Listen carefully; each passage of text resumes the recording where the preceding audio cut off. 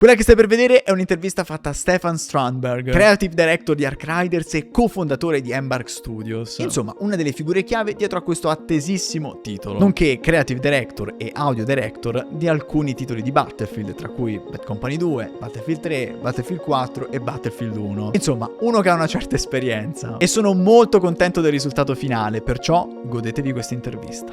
Che piacere. They told me that you talk a bit of Italian. I understand a little bit, but Okay. ho dimenticato tutto. Va bene, va bene. So the game is set in a reimagined south of Italy, and a rare choice for a dystopia. And so I was wondering, was it always part of the plan? And what did that setting give you, creatively speaking? I'm happy you're asking this. So it was like any organic process as building a game world. So we knew as we were going in to make a post-apocalyptic game world, at first we recognized that what we didn't want to do. So we've seen a lot of post-apocalypse in sort of Pax Americana, in zombie apocalypses in Atlanta and San Francisco, and that's been done a lot. And I think it was pretty clear for us from the outset that this was going to take place on European soil. The backstory of how we actually ended up in Italy is, of course, something that we evaluated also in terms of what it could give us. Like as a developer, you always want something that has a rich well to draw from in terms of culture, history, and layers of and different types of environments. And Italy has all of that. I was telling another person recently about having worked on Battlefield 1 as a creative director. We went to Italy to photo scan the mountains of the Italian trenches, and so I knew Italy, and being very familiar with quite a few parts of Italy, I felt like that was a rich world to draw from, and its history of mixing brutalistic architecture with the classical architecture from the Renaissance and so on. So, but the story of how we got there is that we were on a photo scanning trip in Tenerife, and we were trying to create large worlds procedurally initially as we started the studio, and then there was a volcano there, but there was nothing else there. But we inherited a lot of the biomes of similar trees and bushes and sort of wildlife from that. Then we realized that as we were asking ourselves, like, well, the game needs to be set somewhere, and this was even before we were set on a specific genre. But as we were building up this world, we were looking at either Etna on Sicily, or we were looking at Vesuvio near Naples, or Tenerife, where and then we had a second trip down to Reggio Calabria, where we had our art team traveling around to different parts of it and different parks and different towns, and did a lot of photo reference shoots. And as we also then developed Speranza, the underground settlement, the infrastructure of Naples also, of course, being extremely rich and very interesting, with highways on top of the city, and the Galleria Umberto that we featured in our game. So there's elements there, and of course, with the utmost respect, also we have quite a few Italians working on this team, so as to validate some of the things.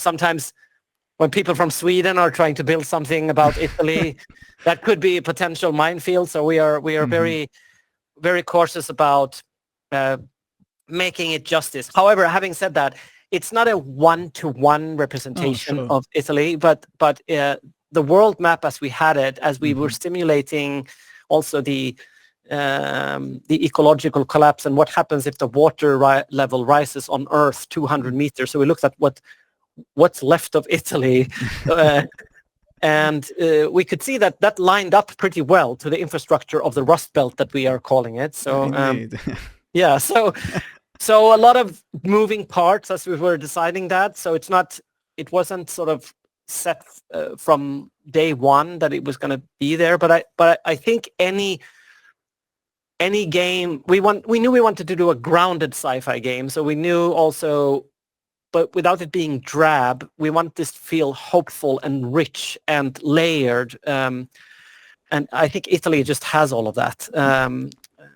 And there is beauty in decay, and we also didn't want this to be a sad story. So that's why we also set it a couple of generations ahead, where the people who live then in that world isn't really nostalgic about the world that has been, but more like they live in their space now. So they're used to it, basically. Yeah. And that gives you as a developer a lot of freedom. But yes, we're trying to incorporate sort of Italian small nods of respect and as much as we can, of course, across the game. So it's a big topic for me, but no. Actually, again, it was very interesting when I first understood that the game was settled in south of Italy. It was very interesting for me because, of course, I'm in Italy, so it's like, oh, finally they're making a game in Italy. Because as you mentioned before, when you're thinking about apocalypse or invasions or anything really bad happening on Earth, like it's never happening in Italy. Every time either in US, in UK, or somewhere in north of Europe. So it's definitely interesting your take on let's represent somewhere, somewhat of the south of Italy, but again with all the heart, let's say, to all the details that you put. So that's very good. Moving along, every ambitious project face its breaking points.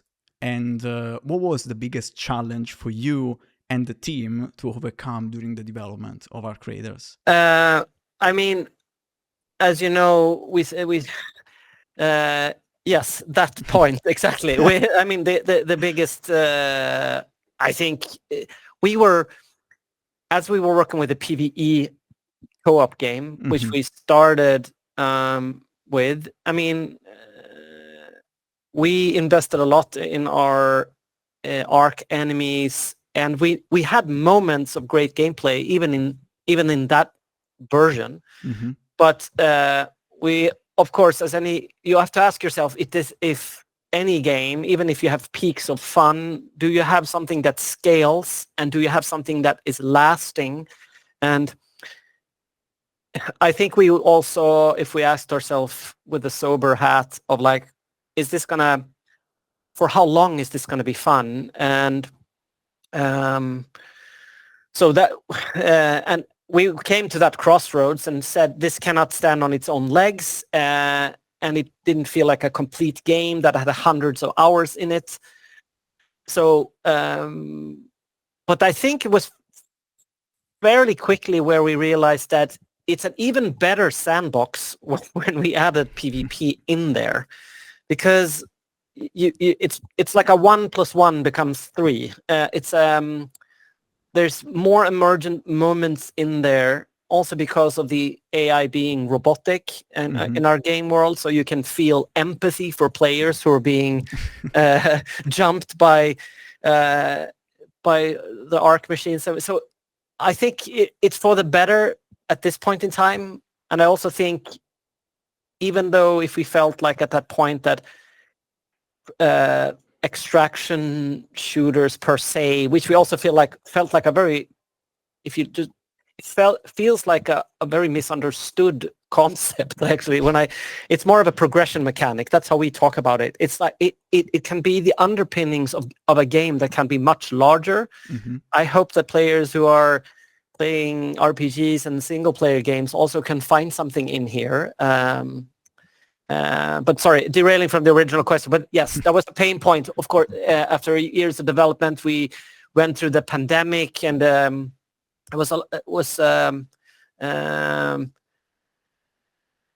saving grace was that we could keep so much of what we had built. We could keep a lot of the world that we had built, and a lot of the investments in our enemies, and the fun we were having with them. You know, with the physical abilities that they have. So I think that's a good, like any game development, the only thing that was problematic for us that we had announced a PvE game.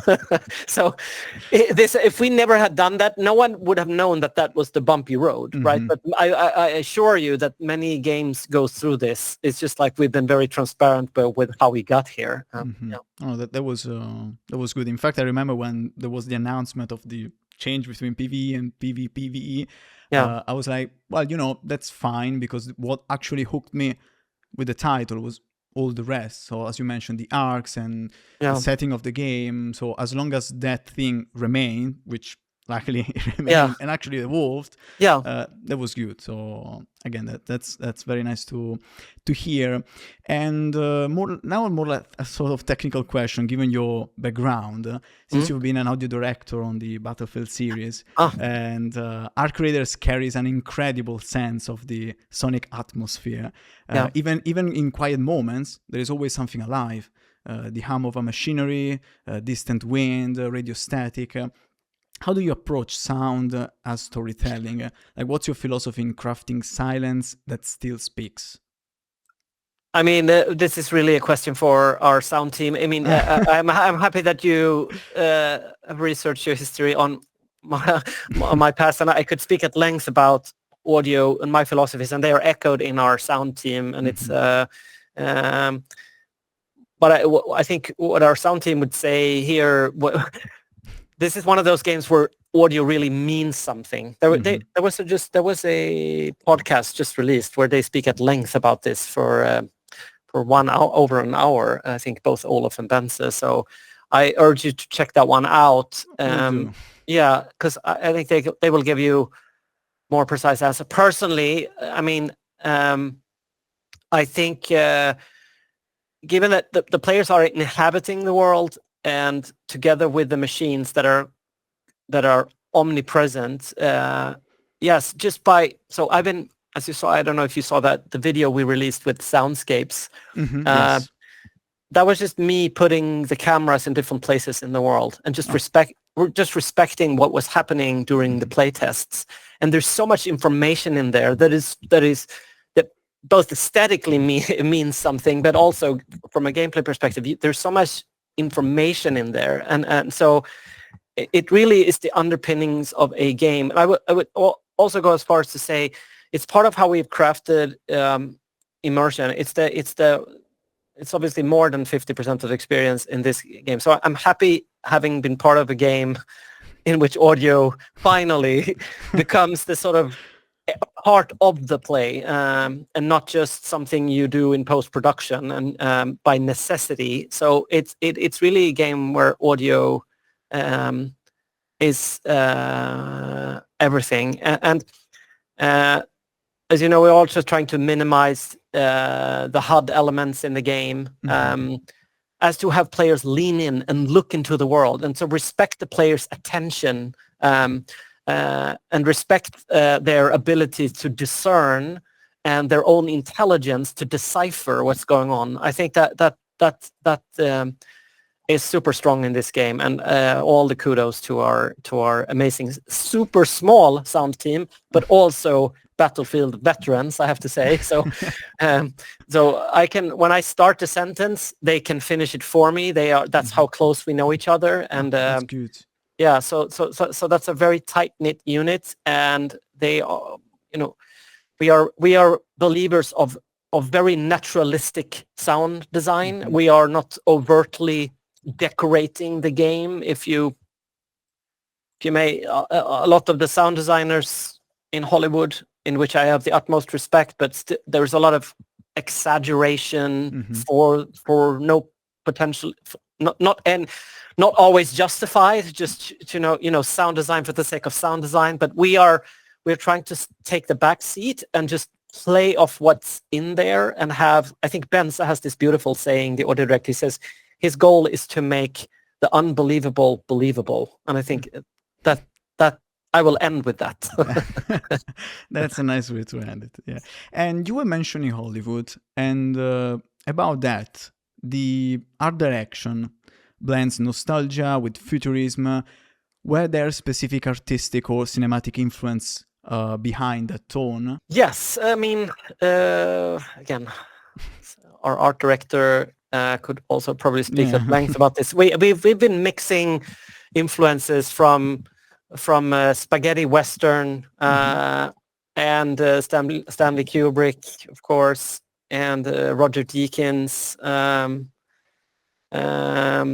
and a lot of 2D art from print art from the 50s and 60s and 70s. And as you can also see in our character designs, we're mixing, I mean, the character you can see behind me here, that's Steve McQueen almost in the Le Mans movie, almost. And then so we're mixing some of our characters, is like we're taking, familiar items from a baseball player, combining them with an astronaut, and then there's also always some kind of utilitarian tech, a nostalgic 80s technology that you can touch and feel. So we wanted to stay away from touch screens, and we wanted this world to feel like something you could really believe is there. And so that's our sort of a little box of creative freedom, is to, given that it is a couple of generations into the future, sort of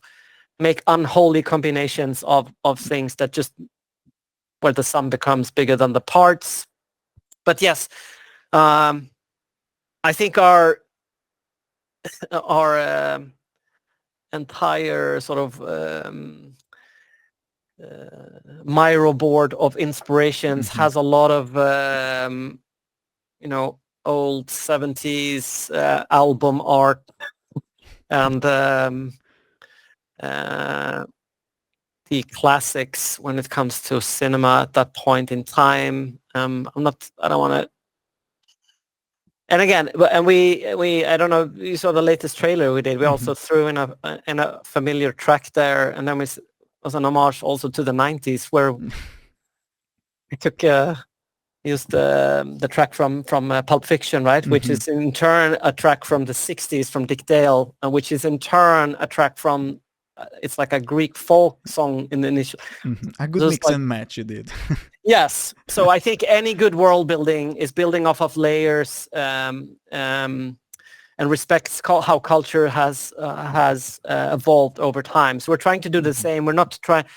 It's hard to say that you don't want to be a derivative of anything, but I think we want to do our due diligence and do the work of actually looking at combining elements that then becomes its own thing, rather than saying, oh, it should just be like this sci-fi universe, and then you just end up looking like everything else, right? So true. So there is a recipe there that we've followed that you could break down into pieces, but yeah, it's a rich fabric of Italy and the 1970s and 60s and 80s that we feel is a strong pool to draw from. Yeah. No, I agree. It's something very unique, I would say. What's the thing, even though I think you partially replied to this before, but just to be extra sure, what's the thing that took the most from you in creating Arc Raiders? Like the part that demanded the most energy, craft, or emotion, but also has the biggest chance of going unnoticed by the players? Yeah. I think when we came out of Tech-Test 2, when a lot of players say they like this world, but they can't really put their finger on it. So I think people have a hard time expressing why they are drawn to this. And I don't want to put any answer in their head, but and I asked this myself, like, why are they drawn to this? And it is a combination of a lot of things simultaneously, and I think so. I think the incredible talent here at Embark, creatively in the world building team and the art department, they are the unsung heroes here of combining elements and make them bigger than what they are, and really stick to that vision. I think so. So I think that will go a little bit unnoticed is the question of why people are drawn to this world. But so, and that, to me, that's fine. We don't need any any specific praise. So I think the sound will go noticed, which is very nice, of course, because that usually goes unnoticed. True. And I think good sound design should, in a way, also go unnoticed. It should just be part of the experience, and it is. But but they have actually gotten praise, and I like that. So I think it's the opposite in this one. It's just like the world and how much effort went into it might go unnoticed. How carefully we have, crafted our quest lines, for example, of how the players discover the world, because we're not spoon-feeding them the backstory. We are allowing players to uncover the world as they play it through our quest givers, and our writers are trying to put motivations out in those characters. And some people, many players, are just like playing with the mechanics of the game. They might subconsciously not know that they are also appreciating that part of it. So I think that could go. I think the narrative of this game is just a thing that maybe people take for granted. But if you compare to any of our competitors, we have invested a lot in world building, and I think that is the reason why people come here. They feel like this is built strongly. I'm trying to tell myself that's why I think people. And then I think there's some intangible qualities that are also hard for players to express. I'm seeing some symptoms of this when people talk about the ARC enemies, and they are playing with them, and they feel this sort of, they can't really, they are unpredictable in a way. Or more so perhaps than some other. That I would give kudos to our enemy team here, but I think there's an enormous depth to them and how they interact with the world and the players, and I think that there's a quality there, sort of beyond the obvious, that just I think players are starting to discover of how strong that is. So I think that has been a huge investment, and hopefully something players appreciate. But again, I'm not sure people are articulating that. I think people are seeing.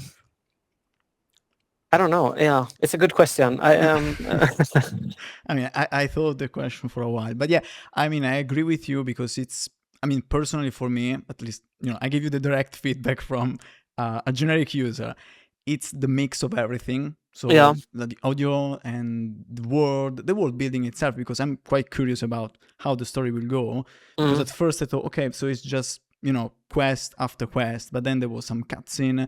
They were trying to explain more. So I was like, so there is something behind that. And I was captivated by that, and I wanted to go, more and more with that. But of course, the time was limited, even during the technical test. So I was like, okay, fine, I will discover it once the game is out. But again, I think it's the mix of everything. And of course, there will be people more attached to the audio rather than the world itself or the combat system. Yeah. But it is what it is, probably, in the end. But I like that. Anyway, you have to wonder, like, what exactly would drag people here inside Arc Raiders, and what instead will just remain lurking behind the shadows. I'm a huge believer in allowing the players to be the smart people who put things together. I think we were just talking about this on I think maybe it's Andrew Stanton on Pixar. He said, "Don't give the audience 4, give them 2 + 2." Right? We've talked about the narrative perspective of this game. If you know Cloverfield or Steven Spielberg's War of the Worlds, we keep the perspective of where the inhabitants of this world is. We don't broadcast what's going on in the rest of the world. We deliberately keep your perspective and what you're able to see very close to the ground and very close to the player's eyes. And so I think I'd rather have a game where players what's going on here? And that's a good question to have. And then allowing our narrative team to sort of give them breadcrumbs of that. So there's also a new feature in the game that you haven't seen, which you will see in a couple of days, also a codex that sort of builds upon your knowledge and the stories that are in there. So you're uncovering a little bit about the past, a little bit about how Ark operates and what's the origins of that. You're just slowly getting the pieces at your own pace. And so we just felt that was, rather than there being, there obviously will be external wikis of what people think this game holds and what every item and every Ark thing is. But we are also building our own version of that, right? Which I think is important when you do a sci-fi game. You sort of owe the audience a little bit of sort of telling them a little bit more. But we keep that in fiction as much as we can. So it's like that you are sharing the same reality with the people of the inhabitants of Toledo and Speranza there. This is more about the future of the game, because of course it's going to be updated, there's going to be new content.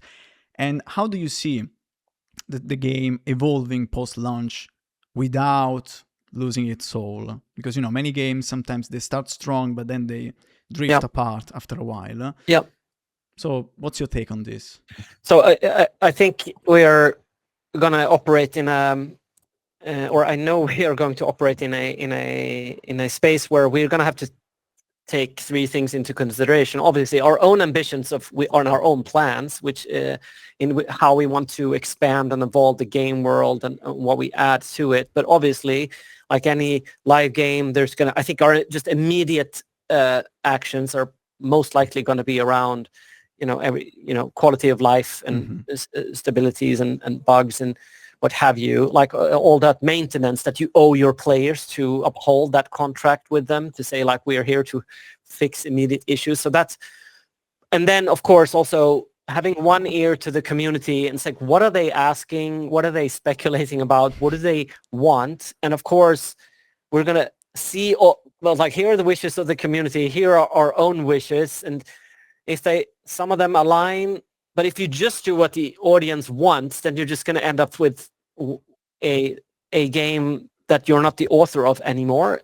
And the same thing if you're too much on the other land, you're just going to be, I don't want to hear what the community is saying. I'm just going to build my own, like the version we had in our head. So I think the only sane answer here, and I don't think it's a unique answer by any means, but I think we will have to balance like external community desire with our own ambitions and just balance that and be adamant of being in live service. But we have big plans for this game, and we hope to evolve the game together with the community and together with expand the game world together with players, have them participate in the expansion of this game and this IP, and we're only getting started there. It was truly a pleasure to have spoken with you, and looking forward now for the final release and to play day one. Federico, thank you so much for taking the time to speak with us, and okay, take care. It was truly a pleasure. Again. Let's see you topside. Alla prossima. Ciao. Ciao.